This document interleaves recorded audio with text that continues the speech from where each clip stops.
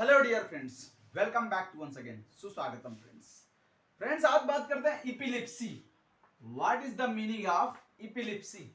इपिलिप्सी क्या होता है, कन्वर्जन क्या होता है? इसको कई नाम से जाना जाता है, इपिलिप्सी, कन्वर्जन, लाइक झटके आना। इसकी कंडीशन क्या होती है? इपिलिप्सी का मतलब होता है, आम बोलचाल की भाषा में बोलते हैं, मिर्गी आना और झटके आना। अब फ्रेंड्स आज मेन डिस्कशन हमारा ये है कि ये क्यों होता है, हमारे बॉडी में क्या केमिकल चेंजेस होते हैं जिससे व्यक्ति को राइगर आते हैं, इपिलिप्सी आती है और झटके आते हैं, जिसको मिर्गी कहा जाता है आम बोलचाल की भाषा में। तो फ्रेंड्स इपिलिप्सी की बात जब हम करेंगे, माय डियर स्टूडेंट, इपिलिप्सी में होता क्या है? सपोज दैट, मान लीजिए हमारे न्यूरोट्रांसमीटर, हमारे ब्रेन्स में कई तरह के न्यूरोट्रांसमीटर पाए जाते हैं, जिसमें दो टाइप के न्यूरोट्रांसमीटर का मेन रोल होता है इपिलिप्सी कंडीशन में। अब इपिलिप्सी में मानते एक न्यूरोट्रांसमीटर हमारा होता है एक्साइटेटरी न्यूरोट्रांसमीटर, देन दूसरा न्यूरोट्रांसमीटर हमारा होता है इनहिबिटरी न्यूरोट्रांसमीटर।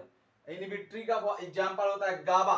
गाबा एक न्यूरोट्रांसमीटर होता है इनहिबिटरी का, और एक्साइटेटरी न्यूरोट्रांसमीटर का मतलब होता है ग्लूटामेट। ग्लूटामेट जो न्यूरोट्रांसमीटर होता है, जो रिसेप्टर होता है, वो एक्साइटेटरी होता है और गाबा इनहिबिटरी होता है।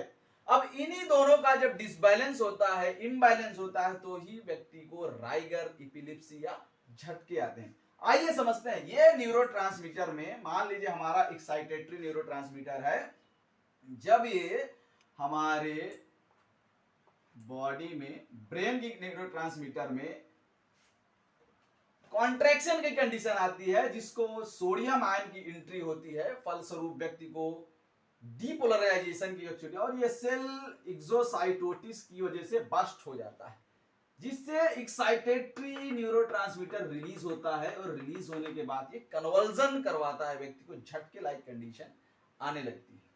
तो ये तो बात हो गई हमारे कन्वर्जन की। कन्वर्जन का मतलब क्या होता है आपने समझा? दो न्यूरोट्रांसमीटर होते हैं, एक्साइटेटरी और इनहिबिटरी। इनहिबिटरी का मतलब होता है वह न्यूरोट्रांसमीटर को रोकेगा, एक्साइटेटरी मतलब न्यूरोट्रांसमीटर की एक्टिविटी को बढ़ा देगा।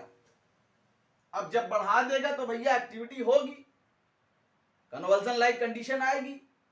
तो इस कंडीशन को बोलते हैं इपिलिप्सी, मींस झटके आना, राइगर आना, बॉडी में केमिकल चेंजेस होना। मेनली न्यूरोट्रांसमीटर का यहाँ पे रोल होता है। ये न्यूरोट्रांसमीटर हमारा बस्ट हो रहा है, अब कंडीशन इसकी आती है, तो इपिलिप्सी की बात हो गई। ग्लूटामेट एक एग्जांपल है जो एक्साइटेटरी न्यूरोट्रांसमीटर होता है। GABA, gamma amino butyric acid inhibitory neurotransmitter होता है। अब फ्रेंड्स ये तो हो गया इपिलिप्सी। अब इसी में एक कंडीशन आती है एंटी कन्वर्जन।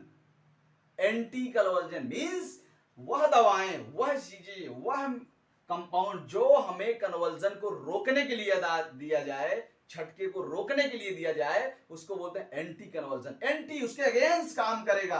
मान लीजिए एक्साइटेटरी रिसेप्टर है, एक्साइटेटरी न्यूरोट्रांसमीटर है, ये कन्वर्जन करा रहा है, तो इसको ब्लॉक करने के लिए जो दवाएं हमें यूज की जाती है उनको बोलते हैं एंटी कन्वर्जन ड्रग या एंटी कन्वर्जन एक्टिविटी। तो फ्रेंड्स ये कन्वर्जन और इपिलिप्सी की बात हुई। नेक्स्ट लेक्चर में हम एंटी कन्वर्जन ड्रग की बात करेंगे, और एंटी कन्वर्जन ड्रग हमें कैसे बॉडी में काम करती हैं उसकी बात करेंगे। एक एग्जांपल छोटा सा समझ लीजिए।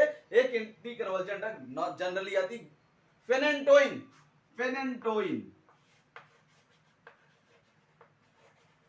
फेनेंटोइन ब्रांड नेम फ्रेंड्स इप्टोइन के नाम से मार्केट में आपको मिल जाएगा, इप्सोलिन इप्टोइन। इसमें फेनेंटोइन केमिकल कंपाउंड पड़ा होता है।